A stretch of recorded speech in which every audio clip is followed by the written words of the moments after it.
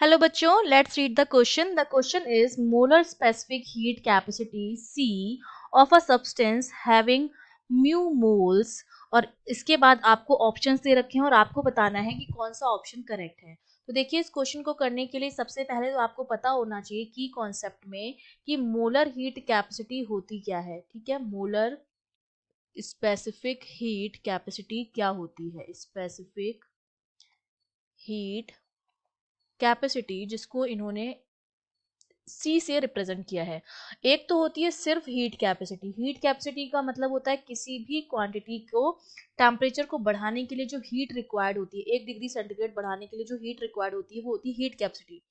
जब हम इसके साथ स्पेसिफिक लगा देते हैं, ये तो होता है कोई भी सर्टेन अमाउंट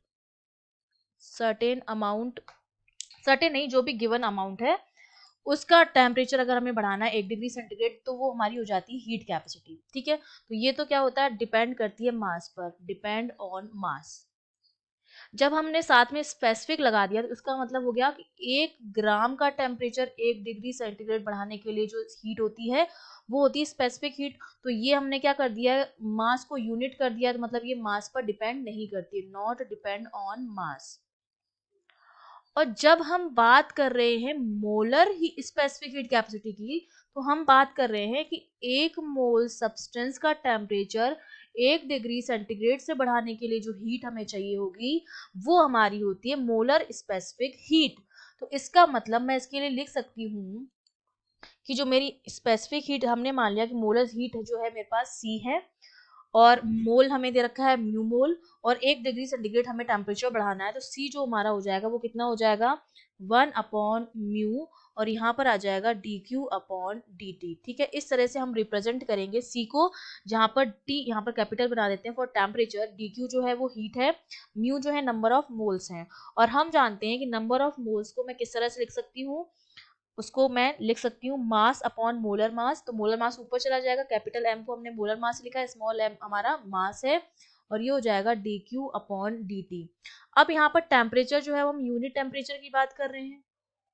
ठीक है, तो इसका मतलब टेम्परेचर से पे तो डिपेंड नहीं करेगी हमारी मोलर स्पेसिफिक हीट. ठीक है, और ना ये डिपेंड करेगी हमारे मास के ऊपर, क्योंकि यूनिट मास हो गया, क्योंकि dQ की जो वैल्यू होती है वो हमारी क्या होती है, mc∆T के बराबर होती है.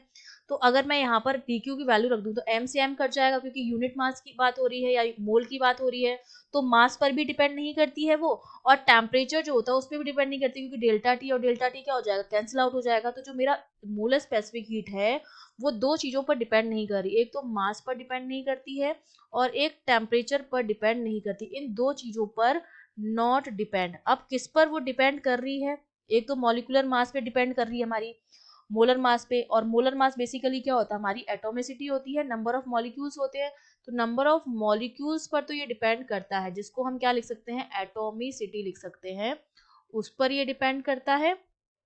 और दूसरा ये डिपेंड करता है कि जो हीट है वो कांस्टेंट प्रेशर पर हम ऐड कर रहे हैं या कांस्टेंट वॉल्यूम पर हम ऐड कर रहे हैं. इन दो फैक्टर्स पर ये डिपेंड करेगा, लेकिन टेम्परेचर पर और अमाउंट ऑफ सब्सटेंस पर डिपेंड नहीं करेगा, क्योंकि यहाँ पर हम बात कर रहे हैं 1 मोल की, यूनिट मोल की, और 1 डिग्री सेंटीग्रेड या 1 केल्विन की. तो ना तो ये टेम्परेचर पर डिपेंड करेगा ना अमाउंट ऑफ सब्सटेंस पर डिपेंड करेगा.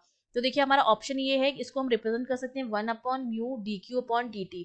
तो आप या तो डेल्टा बनाइए या डी बनाइए, एक ही बात है. तो फर्स्ट ऑप्शन हमारा क्या हो गया, करेक्ट हो गया. Is different for different amount of substance, तो अभी मैंने कहा ये अमाउंट पर डिपेंड नहीं करती, तो ऑप्शन गलत हो गया. Can be varied depending upon change in the temperature rise, तो टेम्परेचर के साथ चेंज होगी, तो ये भी गलत हो गया. तो हमारा जो ए ऑप्शन है वो हमारा करेक्ट हो गया. I hope you understood well. All the best.